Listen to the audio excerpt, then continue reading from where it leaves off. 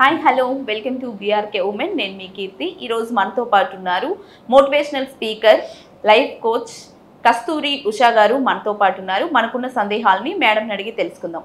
నమస్కారం మేడం. నమస్తే మేడం, మామూలుగా తల్లి పెంపకం ఎలా ఉండాలి, ఎలా ఉండకూడదు అనే విషయాన్ని మాకు తెలియజేయండి మేడం. తల్లనే కాదు తండ్రి విషయంలో కూడా పిల్లల పెంపకంలో వాళ్ళకి వాళ్ళ హద్దులు తెలియాలి. ఫస్ట్ ఆడంబరం కోసం పిల్లల్ని పెంచొద్దు.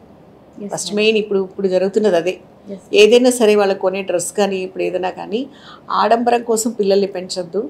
అలాగే చదువు విషయంలో పిల్లలకి చిన్నపిల్లలప్పటి నుంచి కూడా ఒక బాధ్యత నేర్పించకపోతే పెద్దయ్యాక అది అర్జెంటుగా రాదు. మొన్న ఒకళ్ళు ఎవరో డైలాగ్ అంటే మా క్లోజ్గా నా పక్కన మాట్లాడుతున్నప్పుడే ఇప్పటి నుంచి ఎందుకు పెద్దయ్యాక నేర్చుకుంటుంది కదా అని. ఇప్పుడు నేర్చుకోతే పెద్దయ్యాక ఎలా వస్తుంది అని అడిగాను నేను.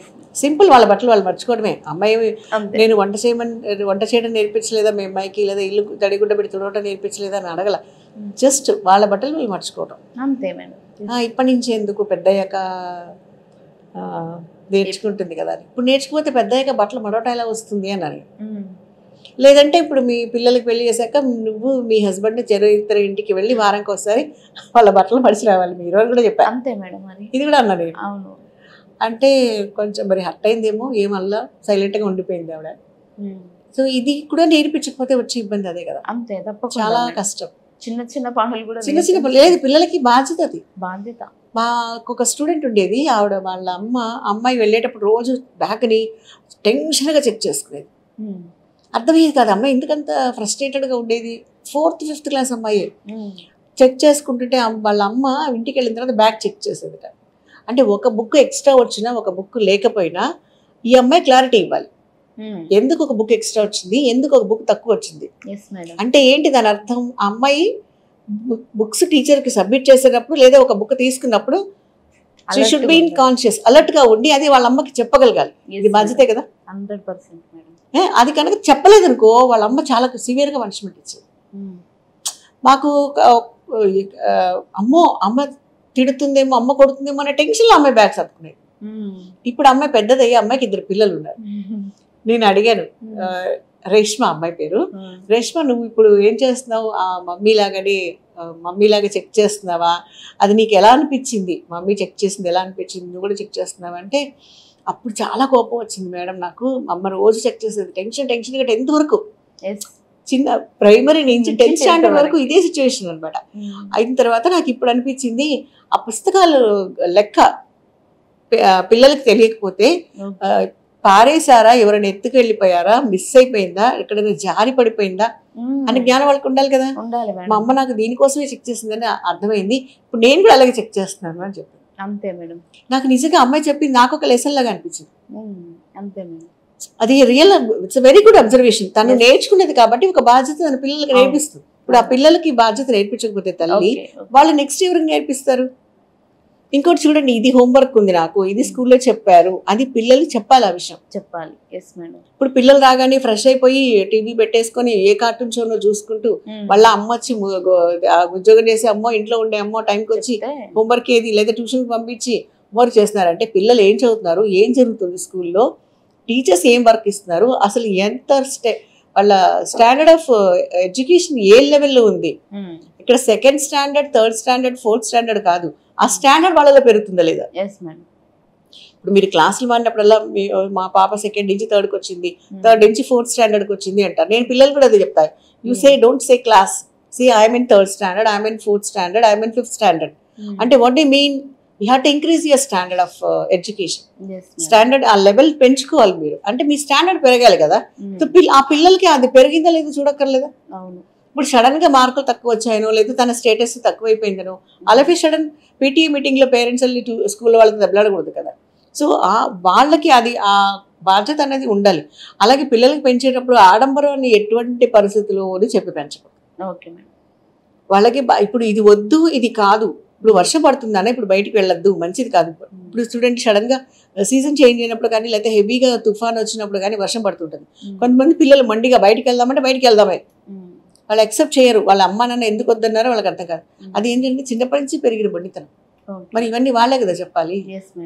వర్షం ఇప్పుడు అంత గాలిగా ఉంది, మరి ఇప్పుడు బయటికి వెళ్ళినా సేఫ్ కాదు అన్న జ్ఞానం వాళ్ళకి వీళ్ళే చెప్పాలి. లేదనుకోండి పోదామా చస్తామా అన్న దీంట్లోనే ఉంటారు కదా వాళ్ళు. బర్త్డేని ట్యాంక్ బండ్లోనే చేసుకుందాము, అక్కడే పోదాము, వర్షం బాగుంది, ఆ అమ్మాయి రెడీగా లేదు, అర్జెంటుగా వెళ్ళారు, కేక్ బయట పెట్టారు, తడిసిపోయింది, వచ్చారు. ఇది ఎవరు తప్పు అంటారు? అడిగిన అమ్మాయి తప్పు కాదు, అమ్మ నాన్న మొదలించాలి. అంటే వర్షంలో బయటకు వెళ్ళకూడదు అన్న జ్ఞానం కూడా వాళ్ళ పిల్లలకి నేర్పించాలి. ఇప్పుడు ఇది ఈ అమ్మాయి నేర్చుకుపోతే రేపు ఆ అమ్మాయి వాళ్ళ పిల్లలకి ఏం నేర్పిస్తుంది కదా. అలాగే ఇప్పుడు ఇది చేశాను, అలాగే నాకు ఒంట్లో బాగాలేదు, మమ్మీకి హెల్ప్ చేయాలి, నీ పుస్తకాలు శుభ్రంగా పెట్టుకోవాలి, నీ బట్టలు జాగ్రత్త చూసుకో, నీ వస్తువులు నువ్వు జాగ్రత్తగా ఉండాలి. అండ్ సెకండ్ థింగ్, ఎవరితో మాట్లాడచ్చు, ఎవరితో మాట్లాడకూడదు, ఎవరితో మాట్లాడేటప్పుడు ఎలా ఉండాలి అంటే సరౌండింగ్ అబ్జర్వేషన్ అంటాం. చిన్నపిల్లలకి ముఖ్యంగా పెరిగేటప్పుడు వాళ్ళు అమ్మాయిలోనే అబ్బాయిలో మనం అనుకుంటే జనరల్ గా అమ్మాయిలకే ప్రాబ్లం అని, అబ్బాయిలకు కూడా ఉంది. సరౌండింగ్ అబ్జర్వేషన్ లో తప్పనన్నా జాగ్రత్తగా ఉండాలి, ఎవరి మీద పడి మాట్లాడకూడదు, అనవసరంగా ఎవరిని టచ్ చేసి మాట్లాడకూడదు, ఇవన్నీ వాళ్ళకి చెప్పి తీరాలి అందులో ఈ రోజు ఉన్న సిచ్యువేషన్ కి. అలాగే ఇంకొకటి, తల్లిదండ్రులు టీవీలో కొన్ని షోలు వస్తూ ఉంటాయి చూడండి, కొన్ని పనికి మళ్ళీ షోస్ చాలా వస్తున్నాయి, రియాలిటీ షోస్ అనుకుంటూ. ఆ షోస్ ని పిల్లలతో సహా ఎంజాయ్ చేస్తుంటే వాడు అడగలేగలి ఇక్కడ చెప్తాడు, అది తప్పని వాడికి తెలియదు. అందుకే మనం మాట్లాడేటప్పుడు పిల్లల దగ్గర ఈ మాట తప్పు మాట, ఇది పలకకూడదు, ఇది తప్పు, ఇది నువ్వు నీ నోట్లోంచి రాకూడదు అని ఎప్పుడు చెప్పగలవు? నువ్వు పలకనప్పుడే కదా చెప్పగలవు. అమ్మ నాన్న పలకనప్పుడే కదా చెప్పడు. నాన్న క్యాజువల్ గా ఏదైనా అమ్మని ఏదో ఒక మాట అనేస్తాడంటే ఓహో అమ్మని ఇలా సంబోధించవచ్చు అని ఒక కాన్సెప్ట్ లో పిల్లలకి వచ్చేస్తుంది. అది ఇంట్లో నాన్న అవ్వచ్చు, వాళ్ళ నాయనమ్మ అవ్వచ్చు, ఎవరైనా అవ్వచ్చు, అలా ఒక పేరు పెట్టి పిలవడం. అలాగే పిల్లల్ని దగ్గర పెట్టుకొని ఎలాంటి కమెంట్స్ చేయకూడదు, వాళ్ళ ఆఫీస్ కొలీగ్స్ అవ్వనండి, ఎవరినైనా అవ్వండి, వాళ్ళకి రెస్పెక్ట్ అంటూ అన్నది ఉండదు కదా. ఇప్పుడు మనకి కొన్ని కార్టూన్స్ లో వస్తూ ఉంటాయి, నాన్న నువ్వు ఏదో అంటావే వాళ్ళు వచ్చారు మన ఇంటికి అని అన్నవి కార్టూన్స్ వస్తాయి. అది కార్టూన్ కాదు, అది ఒక సమస్య, అది అర్థం చేసుకోవాలి కదా. సో ఇలాంటి కండిషన్స్ అంటూ ఫస్ట్ ఆఫ్ ఆల్ నేను మళ్ళీ చెప్తాను, స్టేటస్ ను చూపించి పెంచకండి పిల్లలు. మన లిమిట్స్ ఏంటి, మనం ఇందులో ఉన్నాము, ఇది కాదు స్టేటస్, ఇందులోనే ఉండాలి, మనం చదువుకోవాలి, బుద్ధిగా ఉండాలని చెప్పండి. స్కూల్కి వెళ్ళేది విద్యా బుద్ధులు నేర్చుకోవడానికి, విద్యా స్టేటస్ కాదు కదా. చదువుకోవటానికి వెళ్ళాలి, చదువుకోవటానికి వెళ్ళకూడదు పిల్లలు ఎప్పుడు కూడా స్కూల్కి. అది చాలా రిస్క్. మనం ఇంత ఫీజు కడుతున్నాం, ఏం చేస్తుంది మీ టీచర్ అని ఒక మాట అమ్మ నాన్నగారు అన్నారు అనుకోండి, అదే అడుగుతాడు వెళ్ళి పిల్లాడు. ఇవి చాలా కేసులు చూసాను నేను. అంటే ఏంటి, నువ్వు ఇవ్వని రెస్పెక్ట్ పిల్లలు ఇవ్వరు కదా టీచర్కి. సో మనం ఎంత రెస్పెక్ట్ఫుల్ గా మాట్లాడుతున్నాము అన్న దాని మీద పిల్లల భాష ధోరణి, వాళ్ళ వ్యవహారం, లేకపోతే వాళ్ళ పక్కింటి వాళ్ళది ఎవరితో అయినా సరే, మీకు పక్కింటి ఆవిడ మీద ఎలాంటి అభిప్రాయం ఉండండి, ఆ విషయం పిల్లవాళ్ళకి తెలియకూడదు. అది చాలా ఇంపార్టెంట్. ఎందుకంటే వాడు అలాగే పెరిగిపోతాడు, వాళ్ళ అమ్మాయి కానీ అబ్బాయి కానీ వాళ్ళు అలాగే పెరిగిపోతారు. That will be highest vulgarity అయిపోతుంది కదా. సో ఈ కండిషన్స్ అన్ని జాగ్రత్తగా చూసుకోవాలి. ఇవేమి కష్టమేనే కాదు, నువ్వు పాటించి పిల్లలకి చెప్పు అంతే. అండ్ ఇంకోటి, ఫుడ్ వేస్టేజ్ గురించి పిల్లలకి చెప్పాలి. చాలా స్కూల్స్ లో చూస్తుంటాము, ఫుడ్ ని ఎలా హ్యాపీగా పారేస్తారు వాళ్ళు. That should be avoided. వాళ్ళకి తెలియాలి ఫుడ్ వాల్యూ. లేని వాళ్ళు ఎంతమంది ఆకలితో పడుకుంటున్నారు ప్రపంచంలో అన్న విషయం వాళ్ళకి తెలియాలి. ఫుడ్ వాల్యూ చాలా ఇంపార్టెంట్, అది చూడాలి. ఓకే మేడం, పిల్లల్ని ఎలాగ పెంచాలి అనేది చాలా నీట్గా చక్కగా వివరించారు. Thank you so much madam.